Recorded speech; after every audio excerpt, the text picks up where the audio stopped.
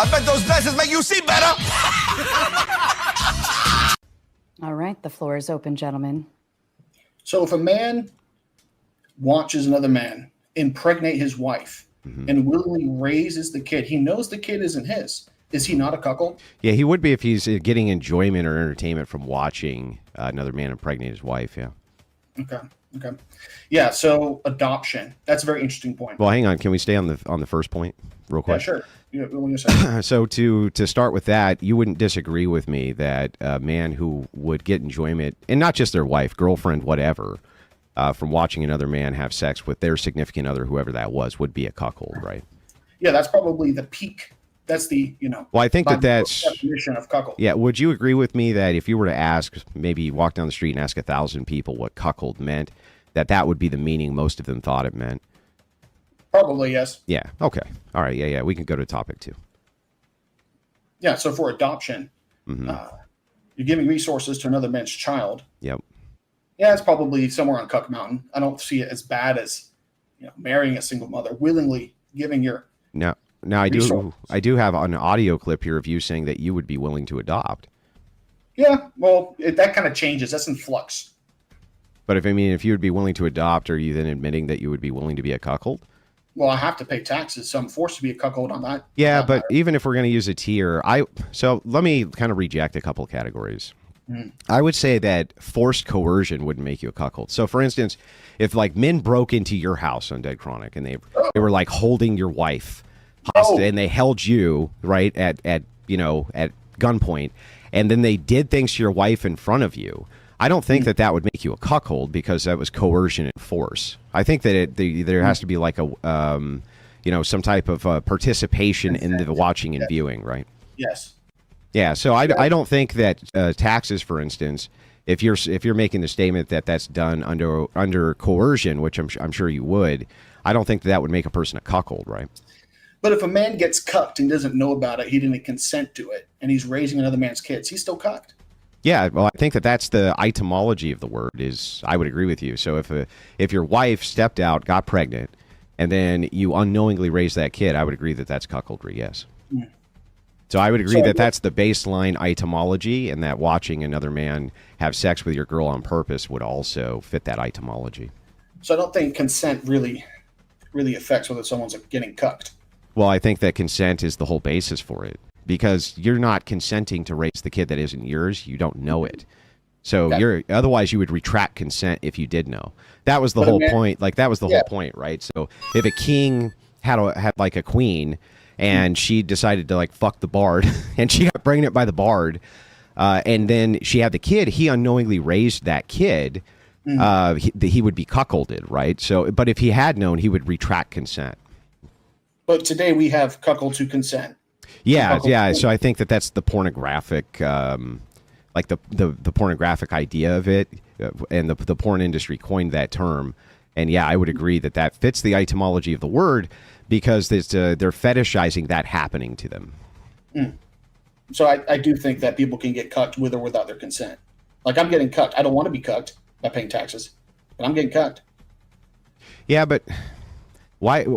If it's done through coercion, I don't understand that. That's like saying, so like for instance, if a woman were to be, SA'd, for instance. You wouldn't hold that against her. Like there was nothing she did. Right? She was just like jogging down the street and that happened to her. You wouldn't say that that's a sex partner, right? You would say that was like this horrible thing that happened without her consent, right? Sure, but it's still a sexual activity. Yeah, I wouldn't disagree that there was sex involved in it. I'm just saying that I think that what makes that the SA is the consent, and I think that would be the same thing with cuckoldry. That both types are based around consent, either consent to watch the woman do this, or no consent to raising the other child.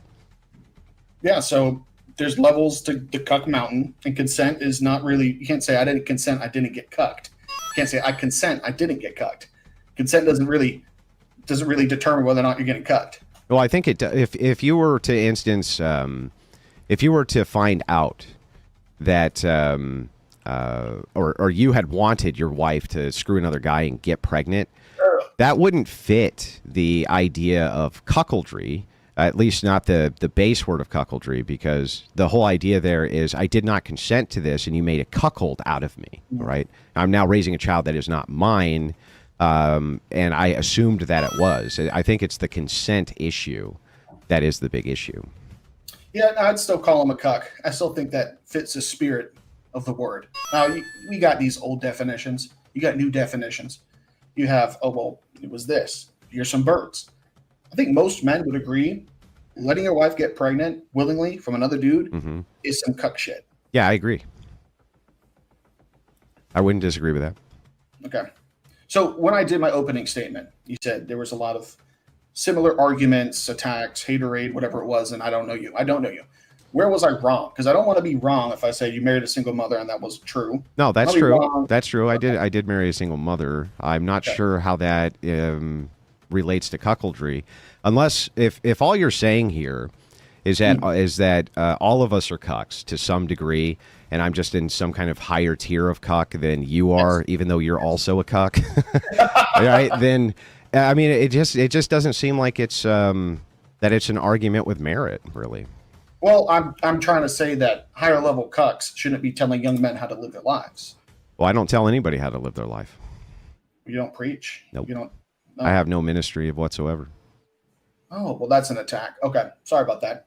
Yeah. What do you do mostly besides, because I've only seen you attacking hookers online. Oh, from whatever?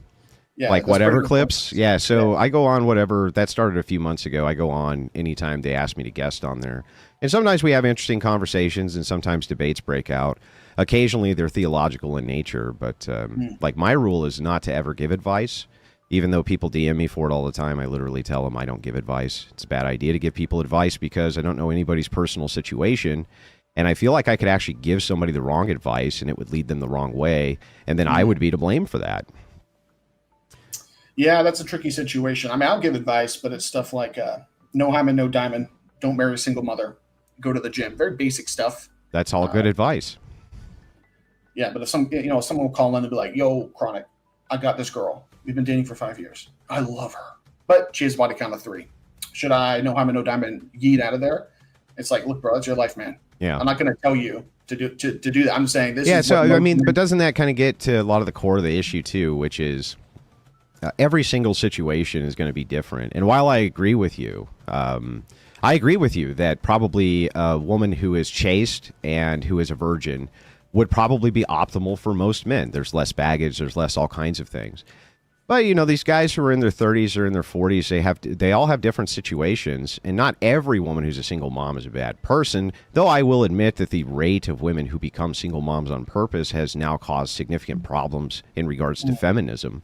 But like every situation is going to be different, so it's very difficult even for you to kind of broad brush it any more than me. That's why you probably take it on a situation by situation basis. Yeah, I think when it comes to a single mother, I would always say no.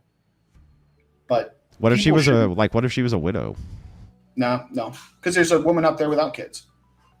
Yeah, that's true. But like, what if the guy? Like modern women? What I learned from whatever going on there so much is that modern women fucking suck, and it doesn't necessarily matter.